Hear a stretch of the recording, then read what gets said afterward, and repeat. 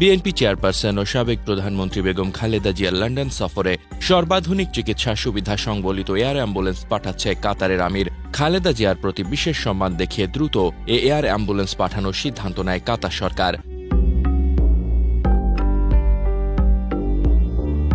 ৭ জানুয়ারি রাতে খালেদা জিয়া লন্ডনে যাচ্ছেন। এর আগের দিন ৬ জানুয়ারি মঙ্গলবার এয়ারবাসের A319 বিশেষ অ্যাম্বুলেন্সটি ঢাকা আন্তর্জাতিক বিমানবন্দরে অবতরণের কথা রয়েছে।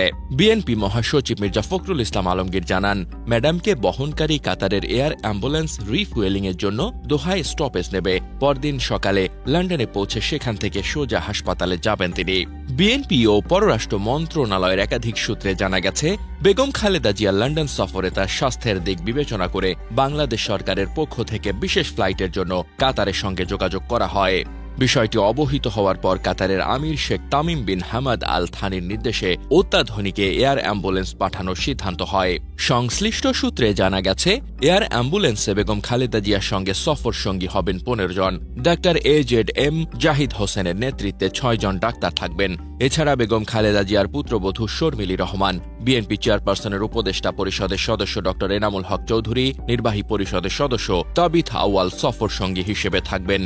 এর বাইরে বেগম খালেদা জিয়ার ব্যক্তিগত কর্মকর্তারা তার সঙ্গে লন্ডনে যাবেন।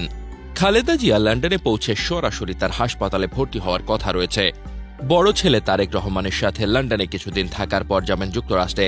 মেরিল্যান্ডের পূর্ব বাল্টিমোরে অবস্থিত জনস হপকিন্স বিশ্ববিদ্যালয়ের হাসপাতালে চিকিৎসা নেবেন তিনি। চিকিৎসকরা জানিয়েছেন, লিভার সিরোসিসে আক্রান্ত খালেদা জিয়ার লিভার প্রতিস্থাপন জরুরি। ধারণা করা হচ্ছে, বেগম জিয়ার এই চিকিৎসায় কমপক্ষে 2 মাস সময় লাগতে পারে। দলীয় বিভিন্ন সূত্রে জানা গেছে, চিকিৎসা সম্পন্ন হলেই বেগম জিয়া দেশে ফিরবেন। ফেরার পথে সৌদি আরবে পবিত্র উমরাহ পালন করতে পারেন তিনি। এমনও আলোচনা আছে, চিকিৎসা শেষে মায়ের সাথে বিএনপির ভারপ্রাপ্ত চেয়ারম্যান তারেক রহমানও একত্রে দেশে ফিরতে পারেন।